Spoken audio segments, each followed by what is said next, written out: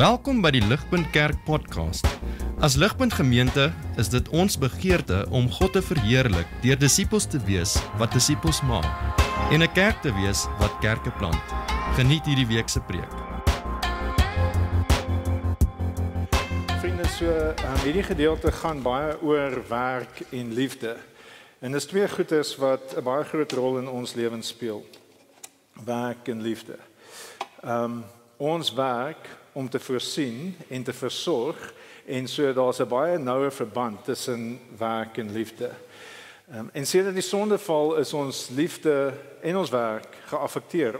Ons werk is geaffekteer deur die sondeval en dit affekteer ons. Werk was voor die sondeval was dit lewegewend geweest en dit was 'n vreugde geweest. Maar nou sedert die sondeval kan werk gevaarlik wees en werk kan sieldodend wees. En dis iets wat Bruce Springsteen raak gesien het in 'n lied. Ek weet nie, hier is seker klomp mense wat nie eens weet wie Bruce Springsteen is nie. Maar Bruce Springsteen het in 1978 'n lied geskryf soos wat hy sy pa gesien het werk toe gaan. En hy sien hierdie elemente in sy pa se lewe, die idee van werk en liefde, hoe hy homself neerlê verander. En ek gaan vir John vra om vir ons die lied op te sit. Die lied se naam is Factory. En ek weet Dewald sal dit minstens geniet. Dis ten minste iemand wat 'n Bruce Springsteen fan is. So hy skryf en dit is soos 'n gedig. Dit is 'n gedig en dit kommunikeer baie waarheid vir ons. En so hy skryf, early in the morning factory whistle blows. Man rises from their bed and puts on their clothes. Man takes his lunch, walks out in the morning light. It's the work, the working life.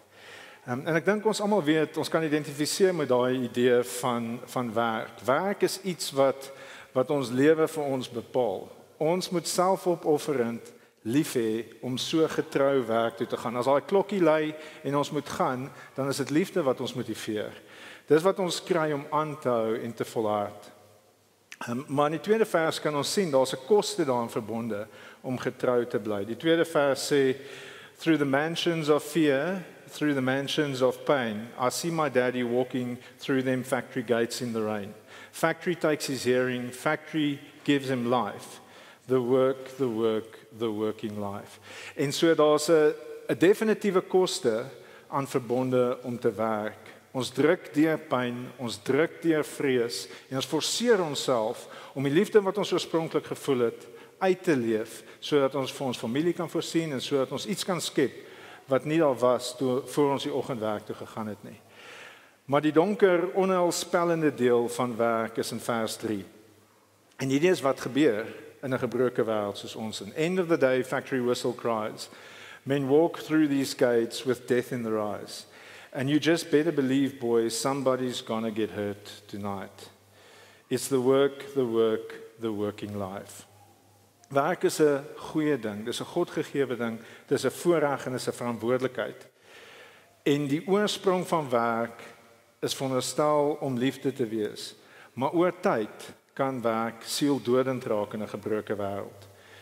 Dis 'n gevolg van die sondeval en ons kan dit baie duidelik sien in die lied wat Bruce Springsteen vir ons geskryf het. Maar ek dink as ons eerlik is, kan ons dit in ons eie lewens ook ervaar. En is nie net werk by die werk nie. Dis werk in alle plekke. Ons werk by die werk doen ons op 'n manier wat ons selfopofferend onsself gee om iets te skep wat nie van tevore daar was nie. Dis lewegewend in 'n sekere sin, maar ons kry seer by die werk. Ons vat stampe en stote, ons moet deur vrees druk, ons moet deur pyn druk en ons moet aanhou en op 'n manier maak dit ons taaf en hard. Maar dis nie net by die werk wat dit so is nie, dis by die huis ook so. As ouers en as huismaats en as getroudes moet ons baie keer deur vrees en deur pyn druk om die werk gedoen te kry om ander wat ons liefhet te versorg en vir hulle te voorsien. En dieselfde is waar by die kerk. By die kerk is dit presies dieselfde waarheid. Ons het baie keer nodig om deur vrees en deur pyn te druk om die wat ons liefhet te dien. En liefde is die ding wat ons werk moet dryf, maar dit is moontlik vir ons om so hard te werk dat die liefde verlore raak en dat ons net op wilskrag staat maak. Dat ons nie meer in God se krag staan nie. Dat liefde nie meer die ding is wat ons motiveer nie. maar ons eie wilskrag. En dis die gevaar wat vandag hierso vir ons is. In 'n sekere sin is alle werk wat ons doen vir God. As Christene werk ons vir God. God is die ene vir wie ons werk. En ons sien in God se werk, sien ons baie duidelik, sy werk is 'n uitbeelding van sy liefde. Psalm 107 vers 8 sê, "Let them thank the Lord for his steadfast love, for his wondrous work to the children of man." Sien die verbandskap. God het ons lief, hy het ons standvastig lief en daarom werk hy in ons midde. En dieselfde is waar vir ons ook. So Hebreërs 6 vers 10, hierdie is 1953 vertaling. Hy vertaal dit baie mooi. So ons kan baie duidelik die punt sien, maar die taal is 'n bietjie moeilik. So Hebreërs 6 vers 10 sê, "Want God is nie onregverdig om julle werk te vergeet nie en die liefdearbeid wat julle betoon het vir sy naam, omdat julle die heiliges gedien het en nog dien." Sien, God is regverdig. Hy sien die werk wat ons doen. Ons liefdearbeid sien hy raak. En dis iets wat nie vir hom gemis word nie. Maar die realiteit is, by die kerk kan ons, soos by die res van die lewe, kan werk ons begin stadig maar seker doodmaak. Alle werke het, soos Bruce Springsteen sal sê, mansions of fear in mansions of pain. En as ons op 'n plek kom waar wilskrag die ding is wat ons dryf, is ons op 'n gevaarlike plek. Dan is ons nie op 'n goeie plek nie. Dis waarvoor die gemeente hier in Efese gewaarsku word. Dit is wat ons vanoggend ook moet hoor. Wat begin het vir Efese as 'n labor of love, het oor tyd, weet nie hoe lank nie, dink jy dis omtrent 40 jaar na die kerk geplant is, tweede generasie. Het die labor of love het 'n daily grind geword. En so ons moet na ons werke kyk. Ons as kerk, daar's 'n klomp goedes wat ons aan die begin vir die liefde van die saak gedoen het met 'n hart wat bly is en uit dankbaarheid is ons opgewonde om vir mekaar kos te vat. Ons is opgewonde om Bybelstudies te lei. Ons is opgewonde en dis liefde wat ons dryf om die kinders te gaan sonnaarskoollessies gee. Daar's 'n klomp goedes wat ons as 'n kerk uit liefde uitdoen en wat wonderlik is. Maar soos Efese moet ons versigtig wees. Ons moet versigtig wees dat die liefde wat ons oorspronklik gedryf het, nie 'n taak word en dat ons op die ou einde wilskrag gebruik om 'n werk te doen wat eintlik deur liefde gedryf moet word nie. En so ons sal kom by vers 4 waar Jesus baie duidelik vir die kerk sê wat hulle probleem is, dat hulle liefdeloos geword het. Ons sal daar kom, maar kom ons kyk net vinnig na die konteks, sodat ons die hart van die brief kan verstaan. Vandag is ons derde week in Openbaring.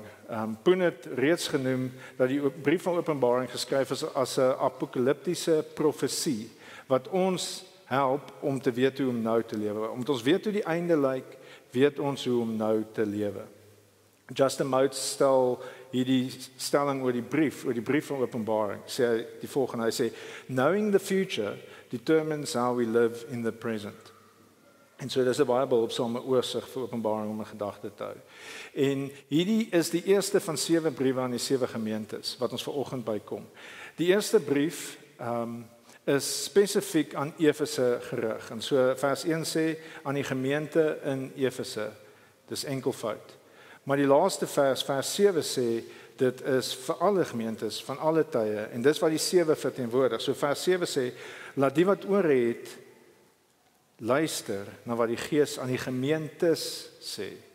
Die gemeentes is meervoud en so dis 'n brief spesifiek wat aanspreek wat besig was om te gebeur met die kerk in Efese, maar dis 'n brief wat geldig is vir alle kerke van alle tye. Almal van ons is op risiko en almal van ons het nodig om te hoor wat hierdie brief vir ons sê.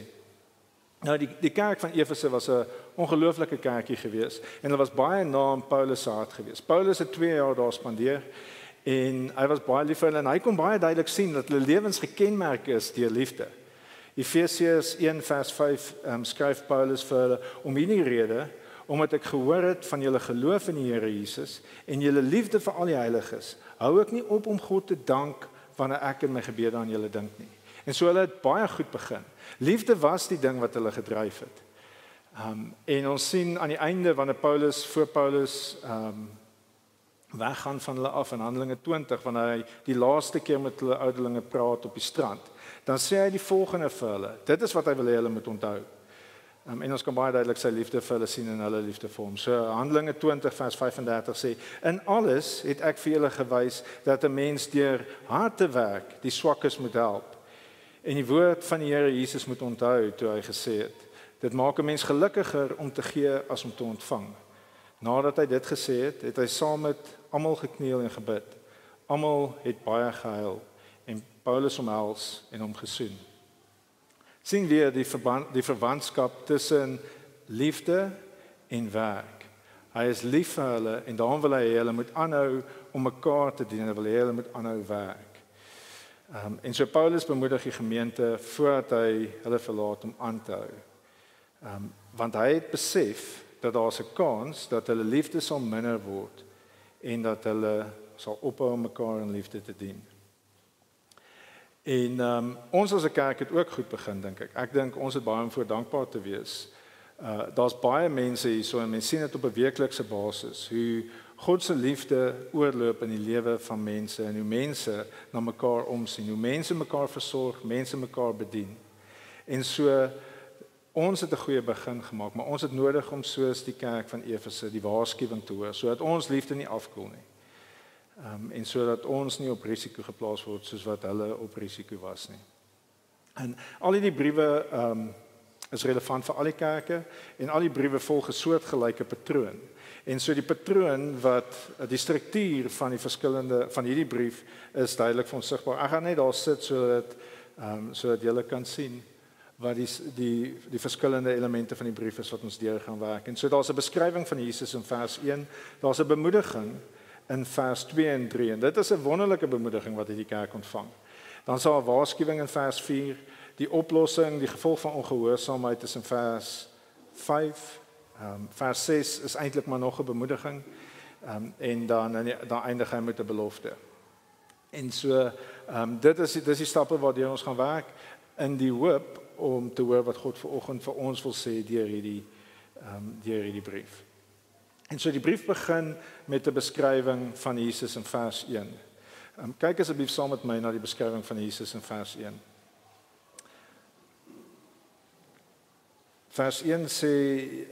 In vers 1 word Jesus beskryf as die een wat 7 sterre in sy regterhand vashou en die een wat wandel tussen die 7 kandelare.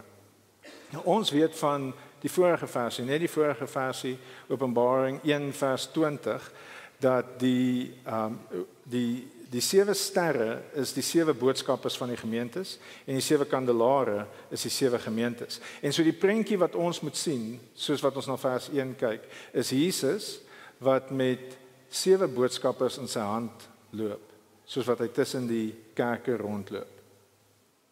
Nou, kommentators verskil presies oor wie die boodskappers is, want die woord wat hierso vertaal word as engel, is in die Grieks is dit angelos. En angelos kan 'n hemelse boodskapper wees, maar dit kan ook 'n gewone aardse boodskapper wees. En so dis moeilik om te weet wie presies hierdie boodskappers is, maar ek dink dit is moeilik om te sien wat die boodskappers verteenwoordig nie. Die boodskappers is sterre. Hulle bring lig. En so Jesus hou die wat lig bring in die gemeenskap in die kerkgemeenskap soos wat hy tussen die kandelare loop, hou hy in sy hand vas. Jesus hou ligbringers in die palm van sy hand vas. Dis die eerste prentjie wat ons moet sien soos wat ons vers 1 lees.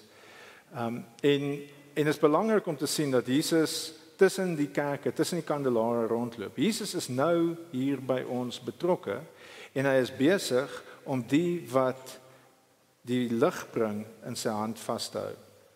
Was waar van Efese en is waar vir ons. Dis waar vir ons dat Jesus nou die wat lig bring in die gemeenskap wat 'n boodskap van hoop bring in die palm van sy hand vashou. Almal wat lig bring is Jesus, hou Jesus in die palm van sy hand vas. Almal wat die evangelie bring, so alle ligpunt gesinleiers, alle ligpuntjie onderwysers, die personeel, die ouderlinge, ouers wat hulle kinders van Jesus leer. Ons het nodig om te besef dat Jesus hou ons in die palm van sy hand vas. Hy hou ons veilig en hy beskerm ons. En ek sê dit want dit is belangrik vir ons om te besef in die wêreld waarin ons vandag woon dat Jesus ons veilig hou. Boone het die vorige 2 weke gesê die ding wat Openbaring ons voorberei voor is verdrukking. Verdrukking is die ding wat ons te wagte kan wees en al hoe meer in die wêreld waarin ons onsself nou bevind. Die wêreld is baie vinnig besig om weg te beweeg van Bybelse waarhede. En die wêreld is besig om in 'n sekere sin aggressief te word teenoor Bybelse waarhede. Gister het die Sharks gespeel met reënbooggekleurde veters. En wat hulle probeer sê dat hulle is vir alle verhoudings. Alle verhoudings is reg. En hier is wat hulle sê op hulle webwerf as hulle praat oor hierdie reënbooggekleurde veters. Hulle sê, "Join us as we ensure that disrespectful language, attitudes and abuse have no place in our sport. United we rise." Die punt wat hulle probeer maak is as mens sou sê, soos wat die Bybel sê, dat die huwelik is vir een man en een vrou lewenslank. As mens daai waarheid sou kommunikeer en daarbey bly staan, dan sal hulle sê dat ons is disrespectful en hulle sal selfs so ver gaan om te sê ons is abusive in die manier waarop ons na die wêreld kyk. En dit is 'n golf dit is een van die dinge, dit is net een van die dinge waar die wêreld besig is om baie aggressief Bybelse waarhede teen te staan. En as ons sal opstaan teen dit, as ons lig sal bring in daai situasie, as ons waarlik lief sal hê en die waarheid sal praat, sal ons verdrukking ervaar. En so ons het nodig om te onthou watter konteks ons dit ook al doen en die manier waarop ons doen is belangrik. Ons het nodig om die waarheid in liefde te kommunikeer en met nederigheid te kommunikeer. Maar ons het nodig om die waarheid te kommunikeer en ons het nodig om te onthou dat soos wat ons dit doen, soos wat ons lig bring, sal Jesus ons in die palm van sy hand vashou. Nou die tweede gedeelte wat ons sien is 'n beskrywing van die kerk. Dis 'n beskrywing van Jesus, nou 'n beskrywing van die kerk. En Jesus sê ek weet wat by julle aangaan, want hy staan tussen hulle. Hy weet wat daar aangaan. En dit is 'n ongelooflike beskrywing. Vers 2 en 3 is 'n ongelooflike beskrywing van hierdie kerk. Kom ons lees dit saam. Ek ken jou werke en jou arbeid en jou lydsaamheid en dat jy slegte mense nie kan verdra nie en dat jy die op die proef gestel het wat sê dat hulle apostels is en dit nie is nie en hulle leenaars bevind het en dat jy verdra het en lydsaamheid besit en ter wille van my naam gearbei het en nie moeg geword het nie. Lydsaamheid weer eens 53 vertaling. Lydsaamheid beteken patient endurance of volharding in Afrikaans. En so hierdie kerk het ons saglik hard gewerk. Hulle het nie moeg geword nie, hulle het nie opgegee nie, hulle het die waarheid geken en liefgehad, hulle was oordeelkundig in die manier waarop hulle met mense omgegaan het, was hulle lief genoeg vir die waarheid om op te staan vir die waarheid en het nie toegelaat dat daar dwaalleer in hulle midde plaasvind nie. So dit lyk soos 'n wonderlike kerk. Dit skep die idee van pluggies, werklike hardwerkende mense en ek prys die Here vir pluggies. Pluggies is wonderlike mense, mense wat omgee en wat hard werk en wat nie lui wegsteek nie. Dis wonderlike mense. Maar daar's 'n gevaar daaraan as ons baie hard kan werk. Daar's 'n gevaar daaraan. Ek het gehoor dat die vrou wat die eerste dag van die Epic gewen het, sy het geval met haar fiets en 'n stokke deur haar bicep gesteek. En sy het opgestaan, ek neem aan sy het die stok uitgetrek, sy het hom met duct-tape toegeplak en sy het aangejaag en sy het die 98 kilos in onherbergsame omstandighede in geweldige wind gewen. Nou mens kry mense wat mind over matter kan wees en wat baie sterk is en ek prys die Here vir hulle. Ons het hulle nodig en ek dink ons het van hulle in ons midde ook hierso. Prys die Here vir sterk mense. Maar ons moet versigtig wees wanneer ons as kerk so 'n mind over matter raak. Wanneer ons die hart van waarmee ons besig is verloor en wanneer ons druk om klaar te kry. Die kerk is nie 'n resies om te wen nie en die kerk is nie 'n fabriek wat moet produseer nie. Die kerk is 'n liggaam wat moet versorg en 'n lig wat moet skyn in 'n donker wêreld. En dit lyk asof hierdie kerk in Efese so taakgeoriënteerd geraak het en so uitkomsgedrewe geraak het dat hulle die hart van wie hulle was besig was om te verloor. En so in vers 4 sê Jesus vir hulle: "Maar ek het teen jou dat jy jou eerste liefde verlaat het." Dit is ernstig. Dit is nie 'n geringe ding nie, dit is nie 'n klein ding nie. Jesus waarsku hulle dat as hulle nie daarvan wegdraai nie, dan gaan hy hulle kandelaar verwyder.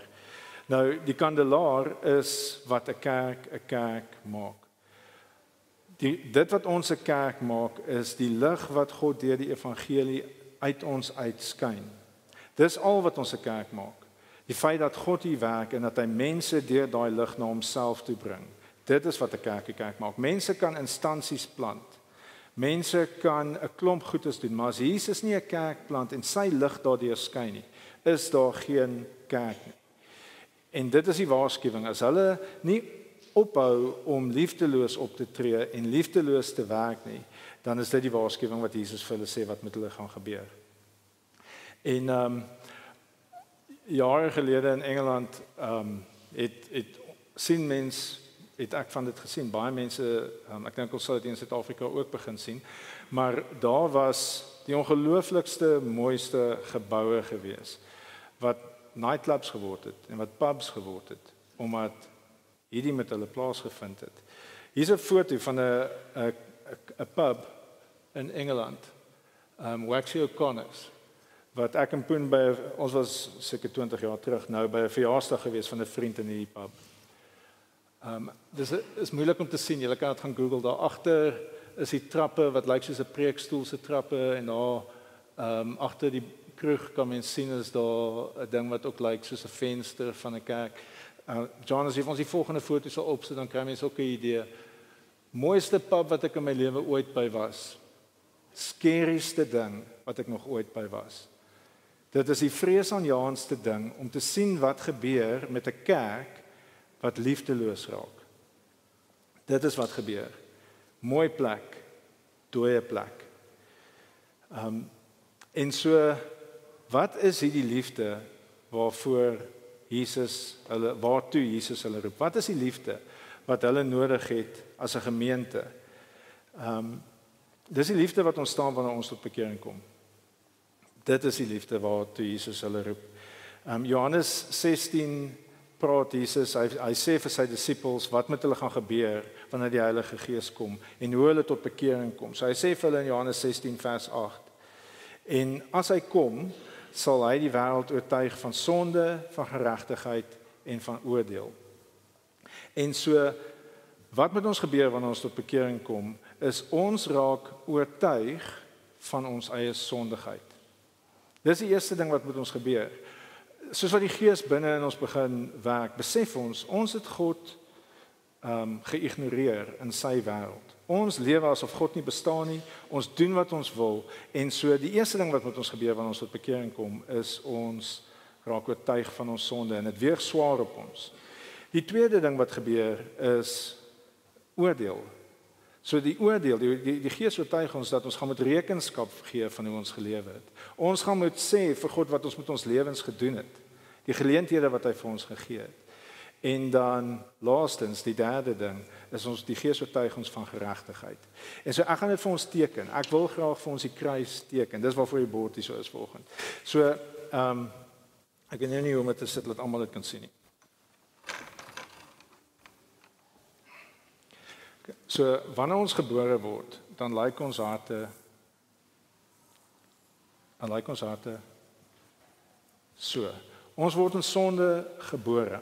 En daai sonde waarin ons gebore word, beteken ons kan nie in 'n verhouding met God staan nie. Daai sonde, God is 'n verterende vuur, hy is regverdig en so daai sonde kan nie in sy teenwoordigheid wees nie. Maar wat gebeur soos wat ons lewe en ons God ignoreer, is ons harte raak donkerder en ons harte raak harder.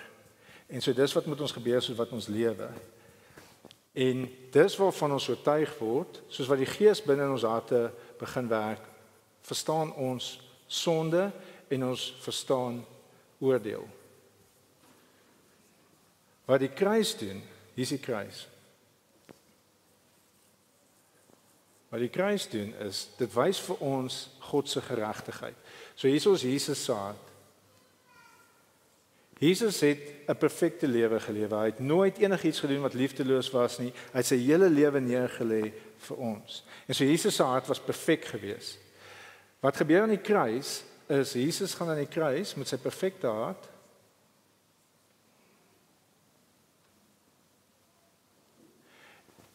En ons sondes word deur geloof op Jesus gesit. En God straf vir Jesus. Die oordeel het gekom. Soos wat ons in Jesus glo, glo ons in ons sonde, ons glo die oordeel het op hom neergekom en ons glo in Jesus se geregtigheid wat ons in word.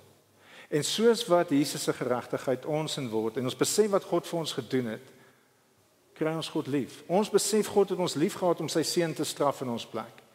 En so ons raak lief vir God. Ons raak dankbaar teenoor God. Ons ervaar God se liefde en ons raak lief vir God. Dit is wat met ons gebeur as ons tot bekering kom. Dit is 'n ervaring wat almal wat tot bekering kom deurgaan.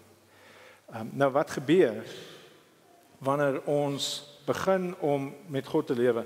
Ek is jammer vir ek het die ligpuntjies se borsel geleen en ek is jammer dat julle so 'n klein borseltjie het om mee te werk.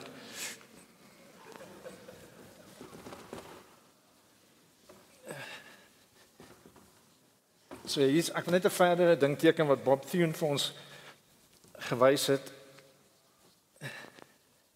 Okay.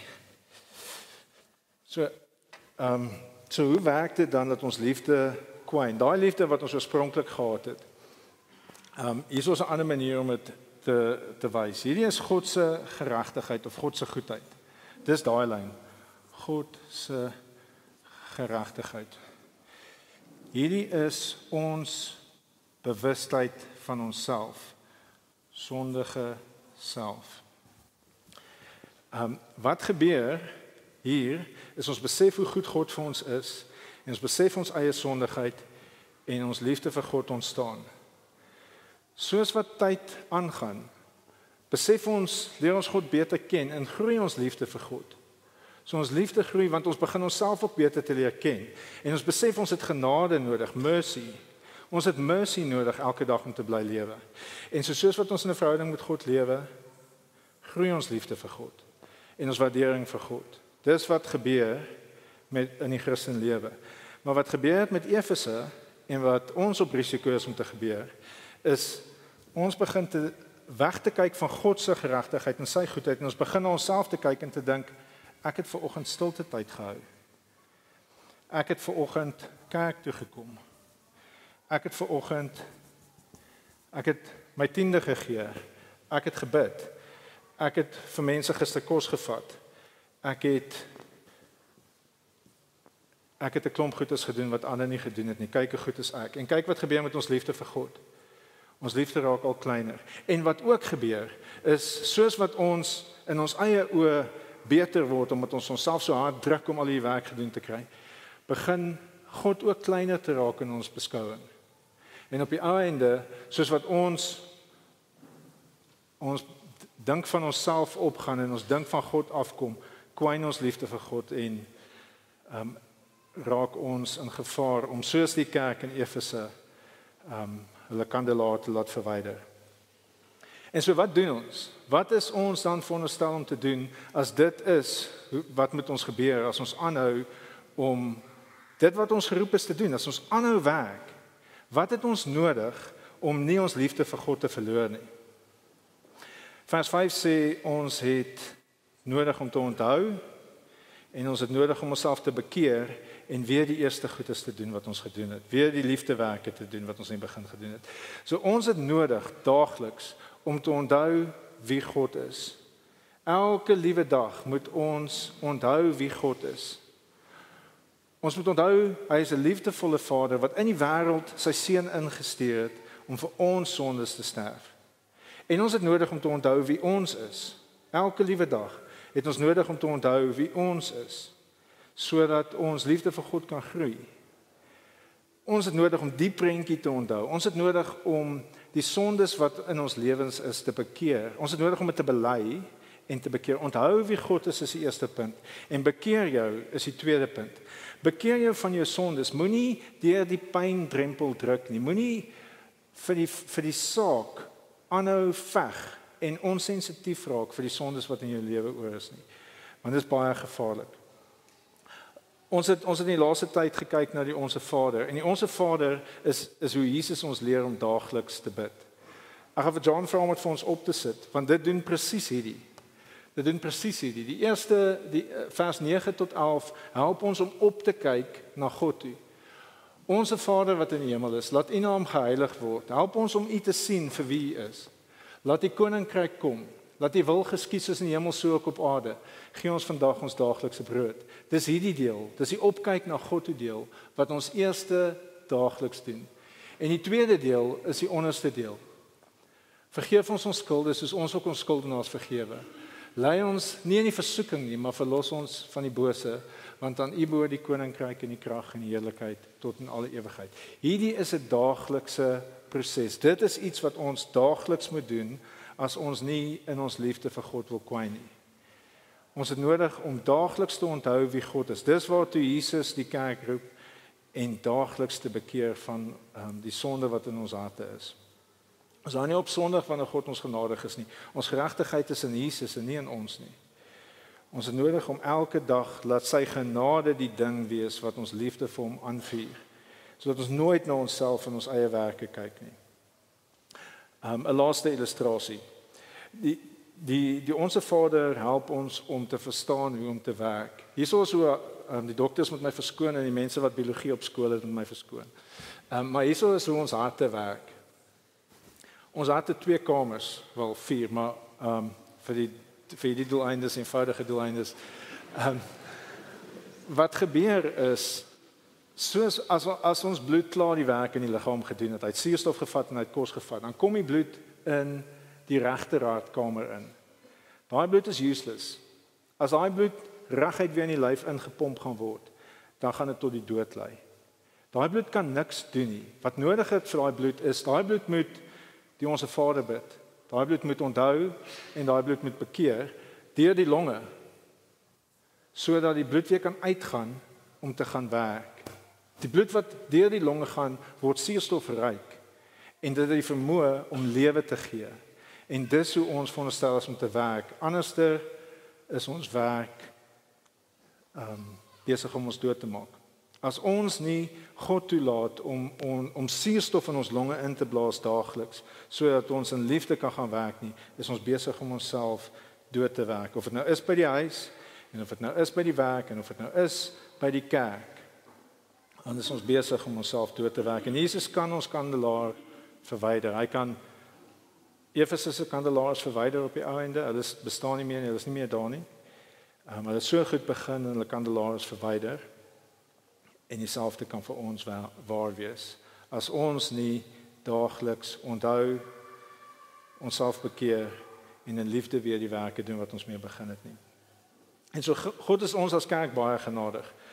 Hier is baie getroue, hardwerkende mense in hierdie kerk. Hier is baie mense wat deur die pyndrempel kan druk op 'n baie goeie manier. Ons moet net mooi luister dat ons nie, omdat ons so hard vir God wil werk of so hard by die werk, liefdeloos begin werk, omdat ons na onsself kyk en nie na God nie.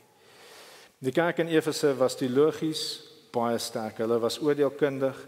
Hulle het baie opgeoffer vir mekaar en vir Jesus en sy kerk en hulle het nie moeg geword nie. Wat 'n beskrywing. Wat 'n beskrywing van 'n kerk. Maar hulle het langs die pad het hulle opgehou om lief te hê. En hulle het op die einde was hulle nie meer kerk nie. Daar's baie mense tot bekering gekom, baie goeie goedes het gebeur, maar hulle het opgehou om na God te kyk, te onthou en hulle self te bekeer van hulle sondes. En Jesus het op die einde hulle lampstane verwyder. En so ons het vanoggend begin met 'n prentjie van Jesus wat ligdraers in sy regterhand vashou soos wat hy tussen die kerke rondloop. Dit was die eerste prentjie en dit bemoedig ons om te weet dat Jesus is hier by ons en dit bemoedig ons om te weet dat soos wat ons die lig van die waarheid van die evangelie in ons konteks inpraat, is hy besig om sy lig te skyn en is hy besig om ons veilig in sy hand vas te hou. Jesus eindig met 'n prentjie. Hy help ons om die einde te sien. In vers 7. Vers 7 sê, wie oor het, laat hom hoor wat die Gees aan die gemeente sê. Aan hom wat oorwin, sal ek gee om te eet van die boom van die lewe in die paradys van God. En so dit wat die kerk moet sien om hulle te motiveer om aan te hou om in liefde op te tree is Jesus gaan hulle weer dien. Hy het hulle aan die kruis gedien. Hy's besig om hulle vas te hou en hy gaan vir hulle in die paradys gaan hy vir hulle van die boom van die lewe vrugte gee om saam met hom te eet. Wat 'n ongelooflike prentjie vir ons daagliks, soos wat ons sukkel om aan te hou, soos wat ons in 'n donker, duister wêreld sukkel om in liefde op te tree. Wat 'n prentjie om te dink Jesus hou ons vas en wanneer ons nie meer kan nie en ons sak neer in die dood, dan gaan Jesus in die hemel vir ons 'n vrug gee van die boom van die lewe. En ons gaan bevredig wees en ons gaan gelukkig wees en ons gaan geen meer hartseer of trane of pyn ken nie. Want ons gaan in God se teenwoordigheid wees en Jesus gaan ons dien deur vir ons 'n vrug te gee en ons gaan vir alle ewigheid gelukkig wees. Wat 'n prentjie om na uit te sien. Hoe wonderlik is dit vir ons. En so ek gaan vir ons bid nou. En dan gaan ons 'n geleentheid hê om saam ons sondes voor God te bely. Dis nie 'n buitensporige belydenis nie, dis 'n bekende belydenis. Is Dawid se belydenis in Psalm 51 en so ek gaan vir ons bid en dan gaan ek 'n oomblik se stilte gee vir die wat in hulle eie harte wil bid en dan gaan ons 'n geleentheid gee wat ons dit saam hardop kan lees en so daar gaan 'n gedeelte wees vir almal om te lees, gedeeltes vir almal om te lees en gedeeltes wat ek vir ons sal voorlees.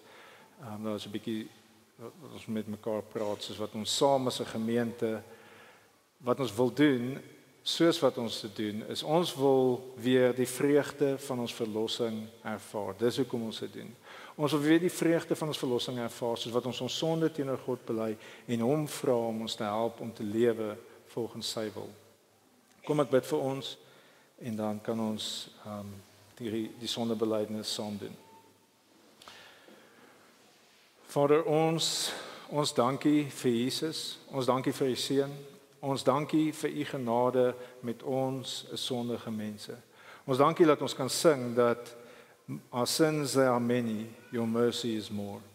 Vader, ons dankie dat u getrou bly wanneer ons ontrou is. Vader, ons pleit by u, beskerm ons om mense te wees wat baie hard kan werk, wat deur pyn en vrees kan druk, maar wat loskom van u liefde vir ons en ons liefde vir mekaar. Vader, ons pleit by u werk deur u Gees in ons harte. Oortuig ons van ons sonde. Oortuig ons van die oordeel wat kom. Oortuig ons daagliks van die geregtigheid wat vir ons beskikbaar is in Jesus. Vader, en help ons asseblief. Help ons as 'n gemeente om mekaar aan te hou dien in liefde. Help ons asseblief om aan te hou om die lig van die waarheid in die wêreld in te skyn. Ons vra dit in Jesus se wonderlike naam. Amen. Vir meer inligting oor Ligpunt Kerk, besoek gerus ons webwerf op www.ligpunt.com of kontak ons gerus by info@ligpunt.com.